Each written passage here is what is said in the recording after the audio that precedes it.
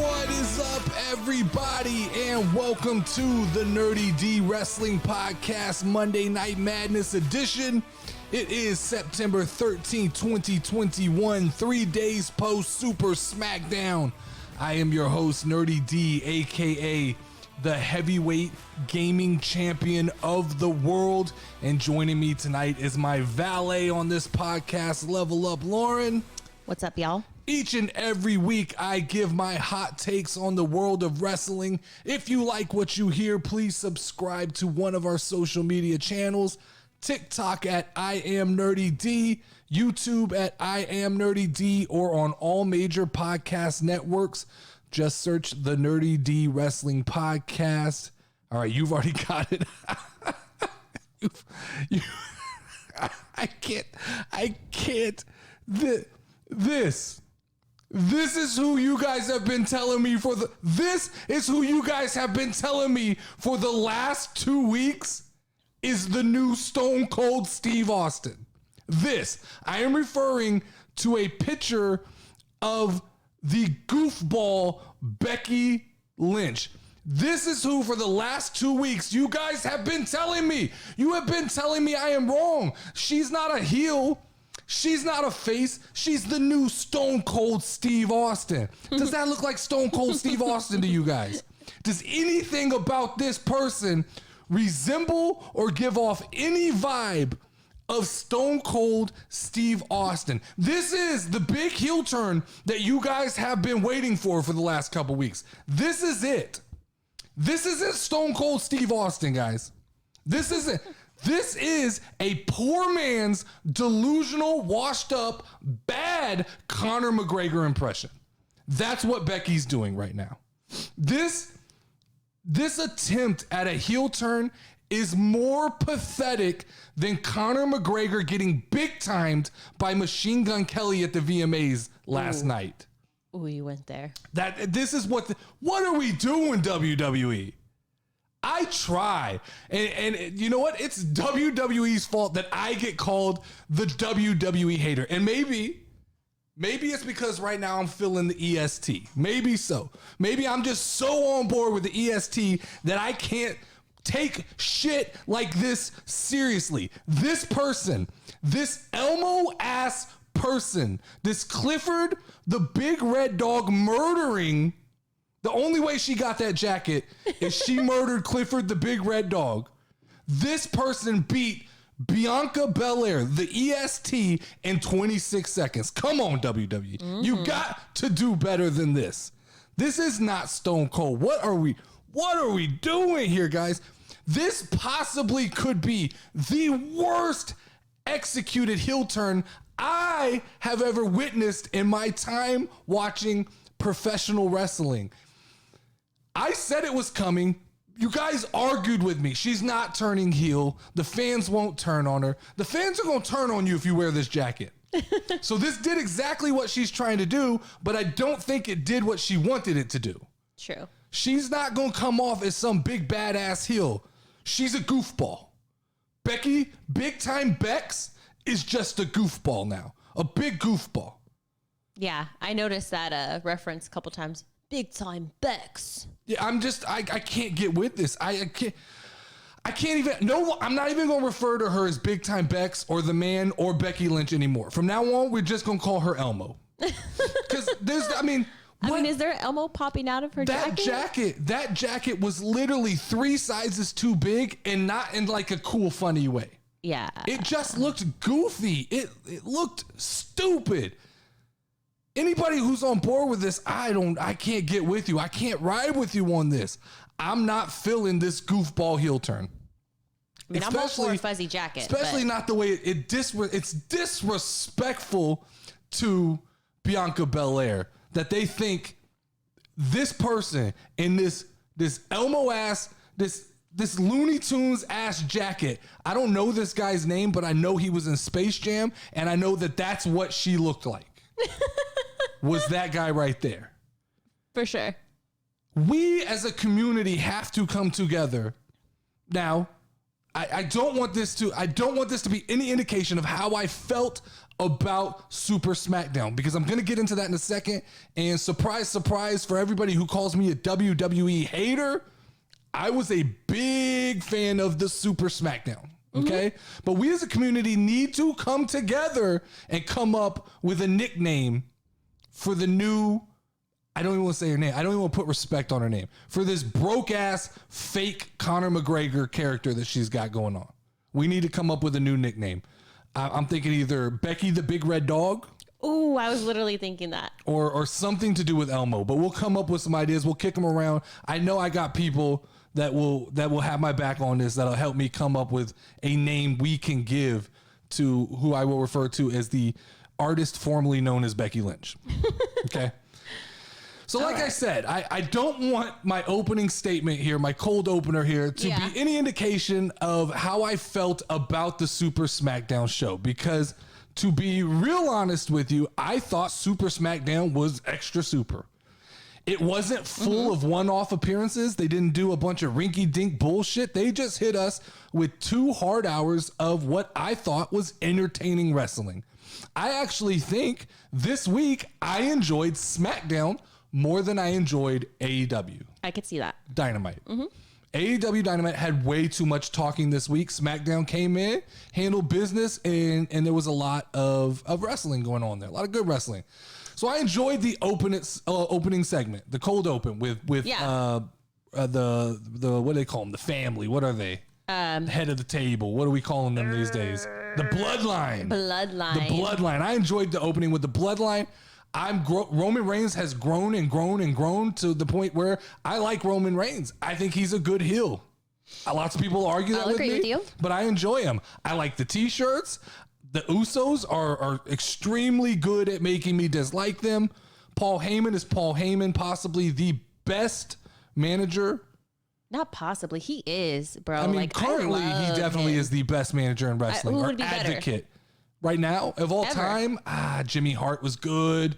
There's been some good ones. Vicky Guerrero, nobody commanded a crowd like Vicky Guerrero did. When she would come out and scream, "Excuse me!" like the fucking crowd listened. Okay? I wasn't around for that, but One thing I noticed in watching SmackDown's opener, there's a lot of man buns in the ring when Roman and Brock are in there. There's a lot of man buns in there, a lot of man tails, man ponytails. Nothing wrong with that, just was something that I happened to notice while I was watching the opener. Was there's a lot of little ponytails in there, right? Brock Lesnar is the most grown-ass man of all grown-ass man. I will concede right now that while I prefer AEW as a product right now, there is no doubt that Brock Lesnar is the most imposing wrestler in the business at this point in time.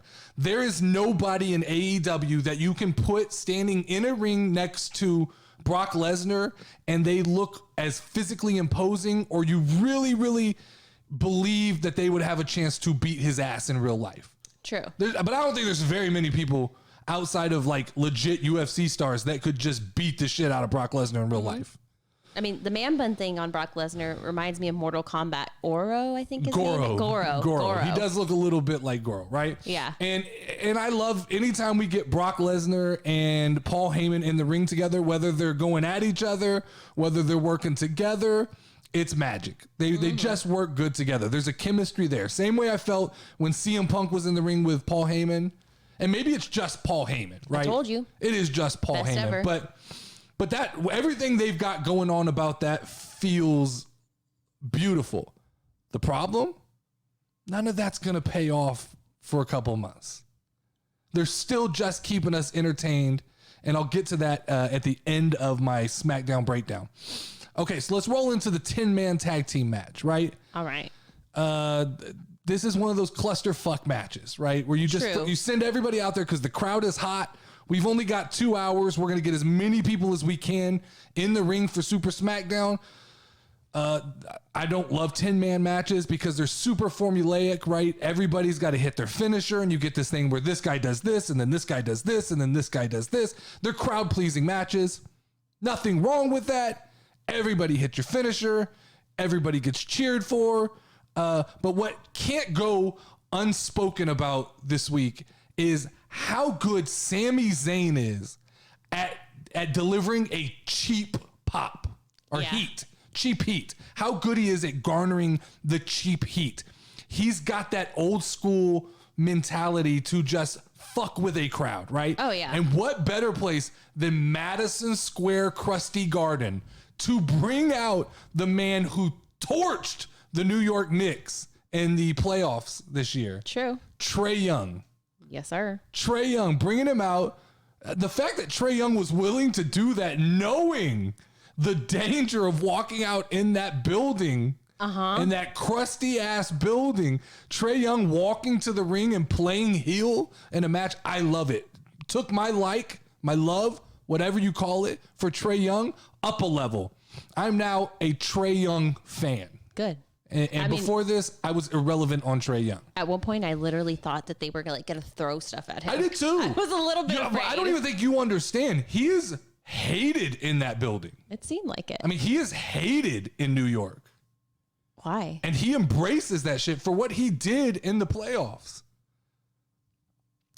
He was just like in the playoffs. He was like, bring it on, just going at them. He murdered taunted them. All right, and then we had Big E with the big finish. Big E gets the pin. That's the right move. I'm not going to argue that, right? Big E is the guy right now. He's holding the briefcase. I want to take a few seconds to clarify what I said last week, okay? Everybody tried to shit on me for saying that Big E can't be comedic and be the champion, which I still stand behind 110%, but let me clarify a little bit. I'm not wishing negativity upon Big E. I actually like him a lot. Mm-hmm. And if Big E wants to be the tag team, one of the greatest tag teams of all time, and Big E wants to be a part of a comedic group forever, more power to him. He does that better than most wrestlers could ever dream of doing in their life. True. Okay?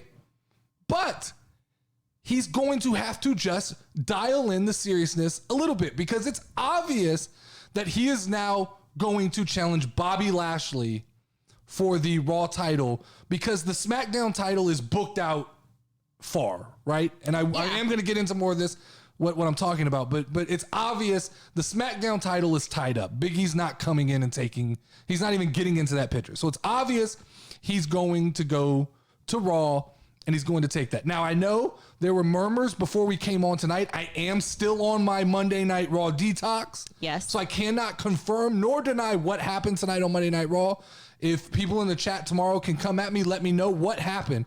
But there were rumors that he would cash in his Money in the Bank tonight on the winner of Randy Orton and Bobby Lashley. Yep. So if that happened, everything I'm saying is a moot point. But like I said, I'm a Big E fan, people. I like Big E. What I do when I get on this microphone is I have to be objective. I have to talk with things that I think and not what I feel in my heart. I would love for Big E to win the championship, be a complete goofball, and the WWE just be behind him for the next 300 days and let him be Big E. But historically, in the WWE, comedic champions don't last long and they don't do well. True. They appease the crowd for a little bit and then they get the shit beat out of them at some point. Look at Kofi Kingston. The fans loved it. He got to hold the belt, and then the minute Brock Lesnar was ready for the belt, they fed him to Brock, and that was history, and Kofi has not been a main eventer since.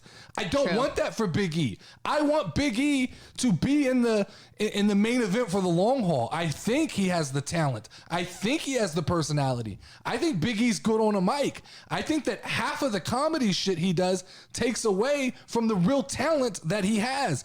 All he's got to do is balance it a little bit. The Rock knew how to balance it. The Rock could be real goofy, but then he could show this mean streak. And that's all I'm asking for with Big E, right? Mm-hmm. I hope he proves me wrong. I really do.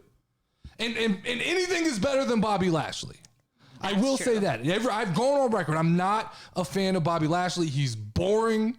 Mm-hmm. And Big E would be a 1,000% upgrade from Bobby Lashley. And Big E, I'm not going to say that Big E being champion could pull me out of a Raw detox. True. I'm not saying it, but I'm saying I could slip. I could slip with Big E being champion. There could be a reason to go back and watch Monday Night Raw, right? Yeah. There could be. All right. So I already talked about this, but I just want to just touch over it a little bit more because I did mostly making fun of it. The Becky Lynch contract signing. Yes. Like I said, maybe I'm wearing the shirt. I'm rocking the EST WrestleMania shirt. Maybe I'm just becoming more and more a big fan of Bianca Belair. True. I like her. I like her a lot. She's got the right look. She's got the right attitude. She's pretty good on a microphone, and she's pretty good in the ring. She's got the full package, right? Did not deserve the 26-second beatdown at WrestleMania, especially not to Elmo. She didn't deserve it, right? Elmo Lynch is goofy. I'm not going to take this fake Conor McGregor character. Her Elmo Lynch. It's Elmo Lynch. I told you I'm not going to call her by her name. I'm not going to call her by her name. It's disrespectful that Elmo Lynch beat Becky Belair in 26 seconds. It's disrespectful. I got a question. Someone asked me this week, and it really hit home. Where the fuck are Asuka and Sasha Banks? Oh, I heard that Sasha Banks was hurt. I could be wrong. It's very possible. That's what I heard. I'm not up to date. Asuka, I don't like to dig into the dirt sheets. I don't like to know that kind of stuff because I think it takes away from the realism of the realism of what I'm watching. It is real. I've learned wrestling's not fun when you know what's going to happen. True. That takes away all the fun. True. So I like to be surprised. I try to stay out of the dirt sheets and the predictions and the spoilers. I try to stay out of that so that when I get on the microphone, you're getting 100% objective, my opinion. You're not getting any fucking Dave Meltzer, whatever the fuck his name is. You're not getting any of these other guys' opinions. You're getting Nerdy D 110%, right? All right. I hope Bianca Belair beats the living shit out of Elmo Lynch at Extreme Rules. I hope it's a tables match. I hope it's a chairs match. I hope it's a steel cage match. I hope they lock her in there with Elmo and she beats the life out of Elmo. Oh my God. I hope so. I please. Okay. We got Seth versus Edge. Seth Rollins versus Edge in what I'm assuming was the payoff match, the final match of that little saga we had going on.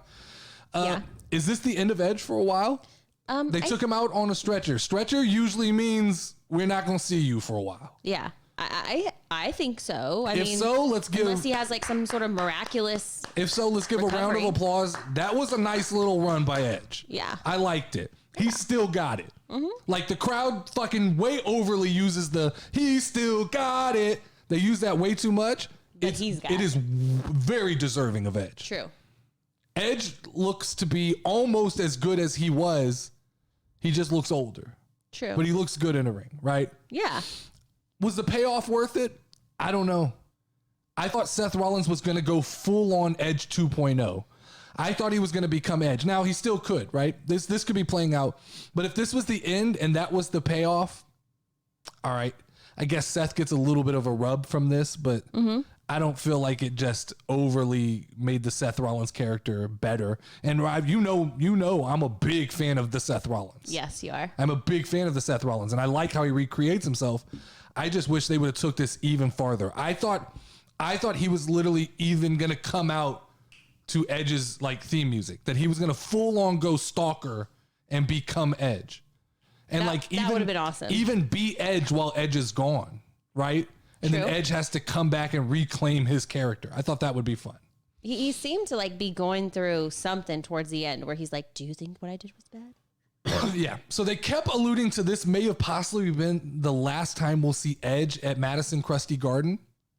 And if it is, I guess that means that we're hinting we're getting down to the end of Edge's career, which at his age, probably true. This is probably the last run for him.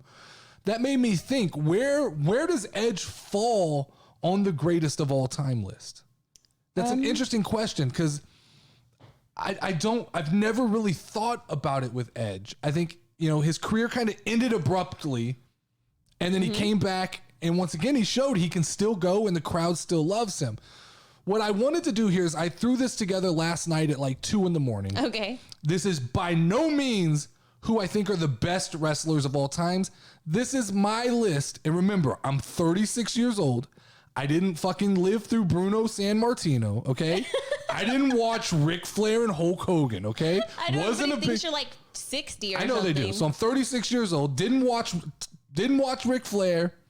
Didn't watch a ton of WCW. Don't have any love for Hulk Hogan. So I put together a list of my 10 favorite wrestlers of all time. And this roughly correlates to who I liked and who I thought were the best, right? Okay. Number 1 is my GOAT. I will beat this dead horse till the grave. Chris Jericho is the greatest wrestler of all time in my opinion.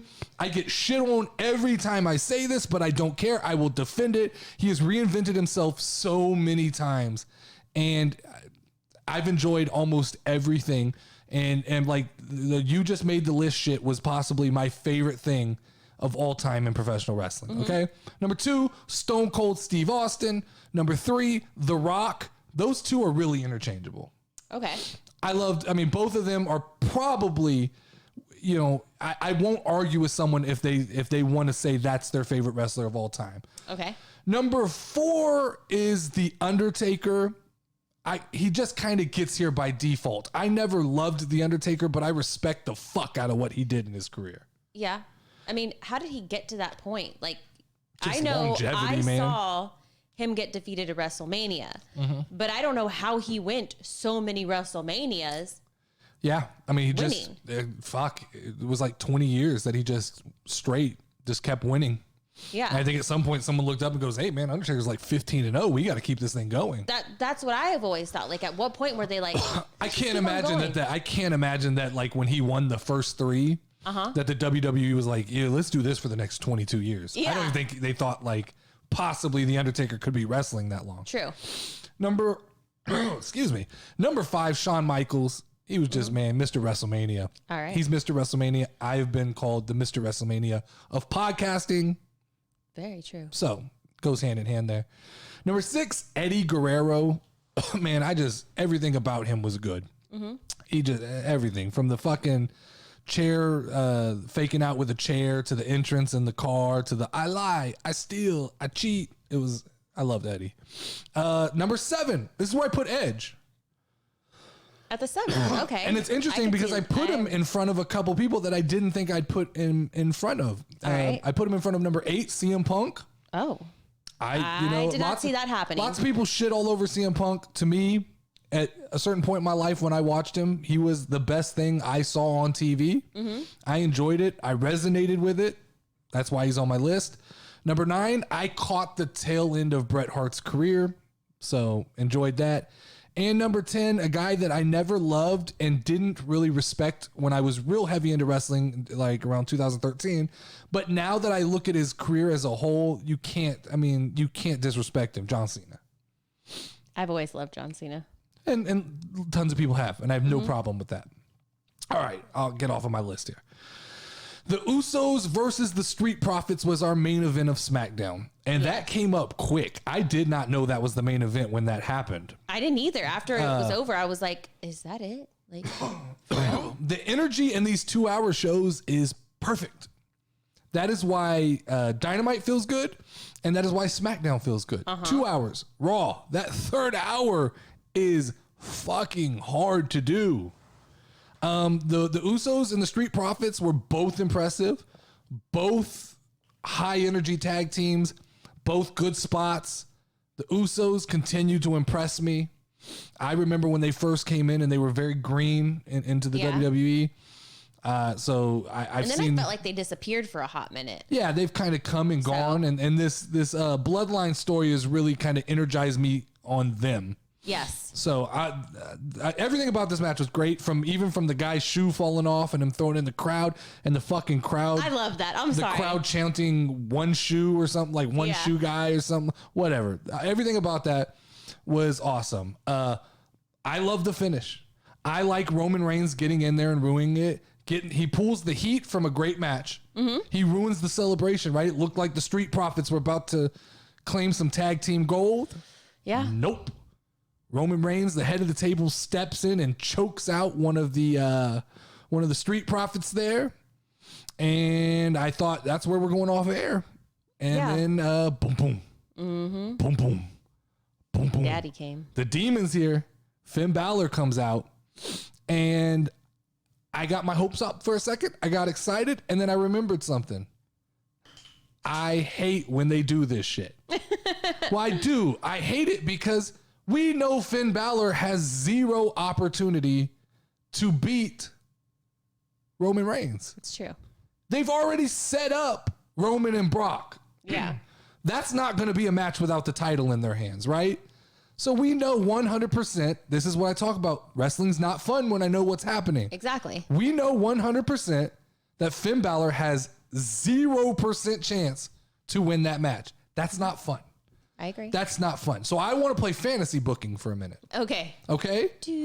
Because here's how the WWE could flip this around and make this extremely exciting and fun, right? So let's say at Extreme Rules, Finn Balor somehow pulls off a win against Roman Reigns. Mm-hmm. Crowd goes fucking nuts because it's unexpected and people like Finn Balor, right? Boom. Just when you think Finn Balor's a champion, Big E cashes in there. Now, this is all if this didn't happen tonight. If Big E cashed in tonight, congratulations, Big E. If he didn't, Extreme Rules, he cashes in. He takes the belt from Finn Balor. Then you make Roman Reigns and Brock Lesnar chase Big E, giving him the credibility, making him the champion, and allow him to get some of that rub off of those two. Allow him to assert some dominance over Brock Lesnar and over Roman Reigns, and let those guys play catch up for a little bit, building to either a triple threat or give Roman a run all the way up to WrestleMania, and then you can take the belt off of him and go back to Brock and Roman if that's what you're dying to do. I just think that either Brock Lesnar and Big E or or Roman Reigns and Big E is a much fresher match. It would be fun. That's fantasy booking, though. That's never going to happen. Yeah. Big E is obviously in line to take the Raw Championship, right? Yeah. All right, so I just saw a tweet before we started the show. Okay, what happened? WWE announced that we are getting the draft on October 1st. Okay. So just when I started to enjoy Smackdown, and this is of my own fault, I'm not blaming anybody else, but just as I started to enjoy Smackdown, we're going to fucking shake up the rosters. And could this possibly be where I let the Raw detox go? Yes, because something's going to happen and somebody we really like is going to go to the other show. So if they balance out these rosters correctly, I am willing to admit that on October 1st, I will remove my Monday Night Raw ban. But it's only if I find out maybe I'll move the ban to watch the draft. This is what I'm going to do. I'm going to remove the ban and watch the draft. And if I feel like they have sufficiently built up the roster on Monday Night Raw to an acceptable level, I'll give it a 2-episode test. Okay. I'll give it a 2-episode test. And if it doesn't impress me, we'll put it right back on ice. We'll put it right back in the refrigerator and we'll go back on our Raw detox. Okay. But I'm going to give it an opportunity. So what it is I guess I've got a couple weeks here to get a little healthier because I'm feeling healthier after not watching Monday Night Raw. So I got a couple weeks to get a little healthier. And then once this is all, once the draft comes and I watch it and I feel like they have sufficiently filled that roster up, I will give it a 2-episode shot. Yeah. Okay. So I pulled up a report on the Overtimer, which is it's a website that pops up when I'm on Facebook. Cause like I said, I don't like to go to the dirt sheets. I don't like to do it. I don't like to go to the wrestling websites. Where I get a lot of my wrestling news is just word of mouth, watching other guys' TikToks like Heel Josh and those guys. I watch their TikToks and I take news from them because I trust that those guys are doing research. I'm not the guy to come to for facts. Yeah. That's not me. I'm the guy that gets real loud. I have a lot of hot takes and opinions, and you can argue with me and we can go back and forth, and that's what I'm here for. I'm just going to be loud and we're going to talk shit and we're going to have fun.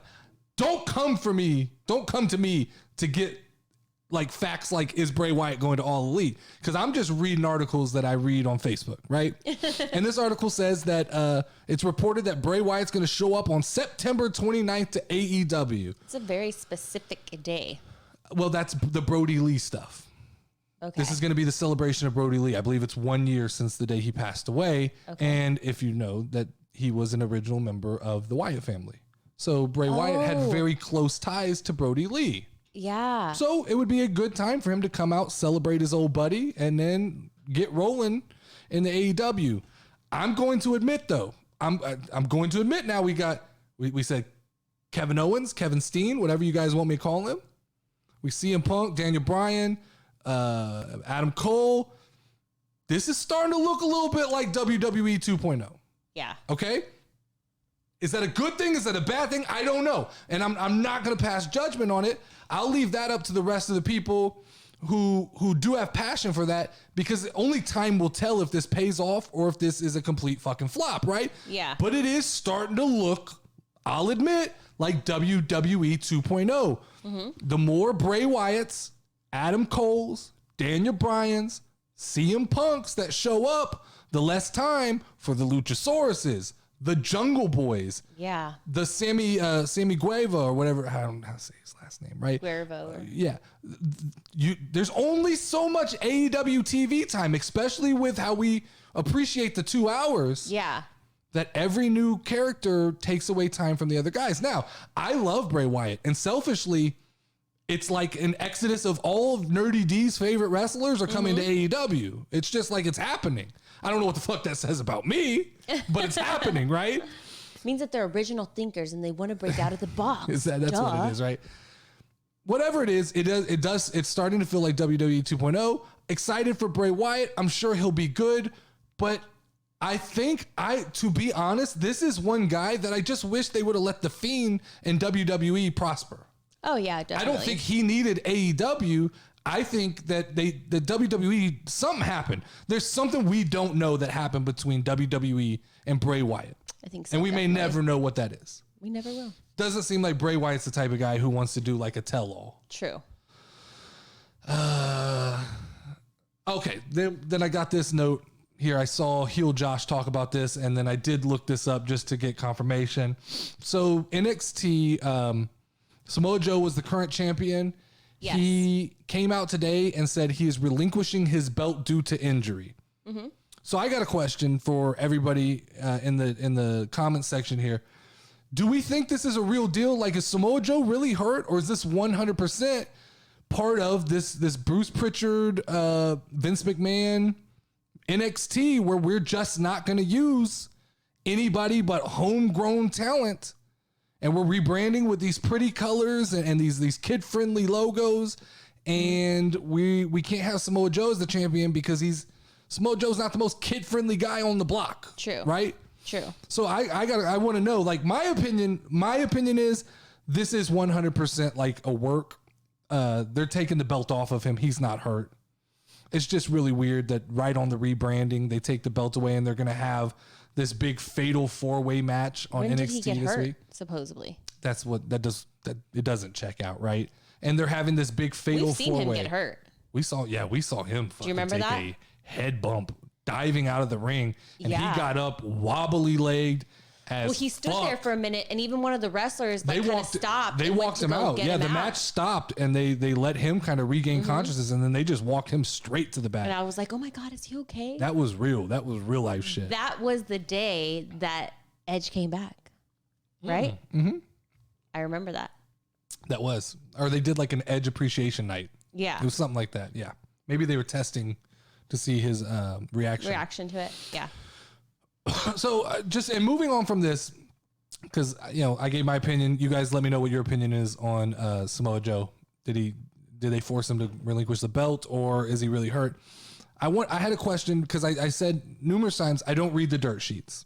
I used to all the time, but makes wrestling no fun. Does anybody have a good source of wrestling news that doesn't spoil or just report a bunch of bullshit? Because I've seen like Wrestling Inc. and a couple places like that. They'll just report some of the wildest shit in the world. Yeah. And I don't want to get caught in that circle. I don't want to be being fed a bunch of bullshit.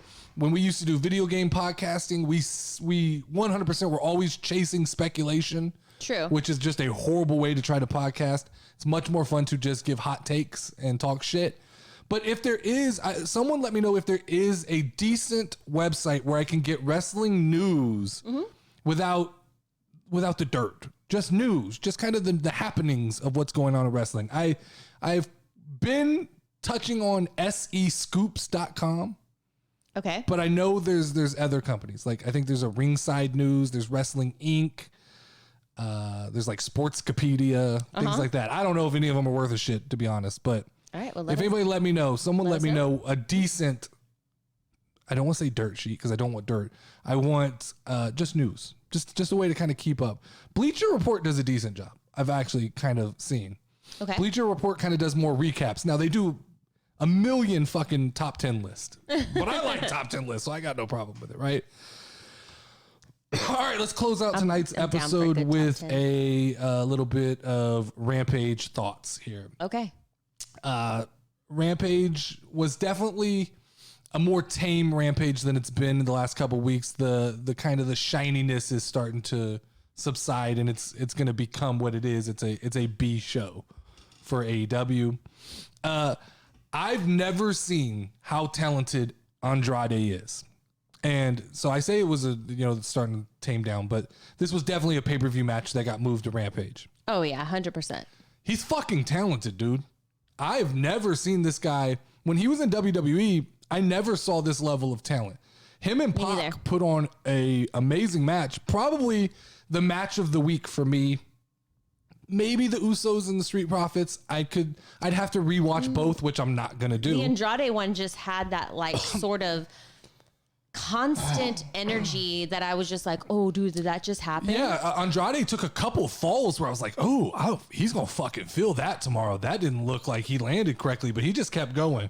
One thing I will say, I don't like white wrestling pants. And I know that is a weird fucking take. Yeah. I know that is weird. Yeah. I don't like all white wrestling pants. Okay. There's just something about it. Like, he doesn't look like he came to wrestle. He looks like a Mexican national thing. I guess so. But it looks more like he's going to Diddy's white party. It's more what it looks like to me. It doesn't look like he came to wrestle. And they're weird because they're kind of tapered, but they look like slacks. Yeah. Like, I don't know. Just saying. I'm not a big fan of the all white. When they have a design down the side, it's cool. You know what it reminds me of? What's that? Lucha Libre, when he puts on Nacho Libre. Oh, Nacho Libre. When he puts on his stretchy pants. Yeah, that is though, right? It was like, they look like stretchy slacks to me. I don't know. Yeah. White pants. Put some design on it. I don't care what, like, even just like glitter. An A for Andrade. Just put a fucking A on your leg. Like, whatever. Like the all white bothers me. Like, and I don't know why. Moving on to we got a little bit more about the Darby Allin, Sting, Tully Blanchard, and Shawn Spears match. I have zero fucking interest in seeing Sting wrestle Tully Blanchard. I'm sorry. I have no interest in this geriatric ass match. Just let Darby Allin fight Spears and let the other two guys get into some kind of tussle on the outside. But I don't want to see these two old ass men. Like, once I saw him walk out, because you told me who he was, and I didn't know who he was. I'm not gonna lie. And then I turned to you and I was like, "Is that him?" And you're like, "Yeah." Yes. And I was like, nope. He's 67 years old, and I don't know how old Sting is, but Sting's not a spry young sprout. No. And so to put those two in the ring, I just don't. There's better ways to utilize both of those guys than to force them into a tag team match where... What if somebody breaks a hip or what something? What if someone dies? You know, heart attacks? Yes! Possibilities. At 67 years old, you have to start like the Grim Reaper's right around the corner. I said this about The Undertaker. For Medicare at that point. I said this about The Undertaker the other day. Like, people were like, in our comment section when I was talking about Super Smackdown, they're like, The Undertaker's coming back. I'm like, no, guys, The Undertaker is closer to needing an Undertaker than he is to being the actual Undertaker at this point. That's true. Very true. Whatever man, maybe there's some people who like to watch some old ass men wrestle. It's just not me. Yeah. They belong on the outside of the ring. They make great managers. They bring credibility to the guys they're managing. I just don't need to see them in the ring. True. I don't need to. As impressive as it may be, like, there's a level of impressiveness that at 67 years old he could still go. Oh, but definitely. There's also the fact that I don't want to see him go. It's like Evander Holyfield. Sting do a little bit. Yeah. You know? Yeah, but it just doesn't excite me. He's not Sting from WCW. He's Sting that's like 90 years grandpa. old. Yeah, it's like grandpa getting in the ring. It's like Evander Holyfield getting his ass knocked out this last weekend in a fight, right? At a certain age, you don't have the ability to go. And he fought like a 55-year-old guy. I'm not interested in it, right? Yes, sir. We got a little like video package on Adam Cole and the American Dragon, Bryan Danielson. I'm feeling the American Dragon swag. Oh yeah. He's all about business. People jumped on me for jumping on CM Punk. It's only been a month. Give the man time. No, man. I need results now. I need CM Punk to get out of this humble punk bullshit. CM Punk prospers the most when he has confrontation. He needs confrontation. He needs friction. Let's get this thing going with Taz and see where it goes. Hopefully that pans out, but I can't do much more humble punk.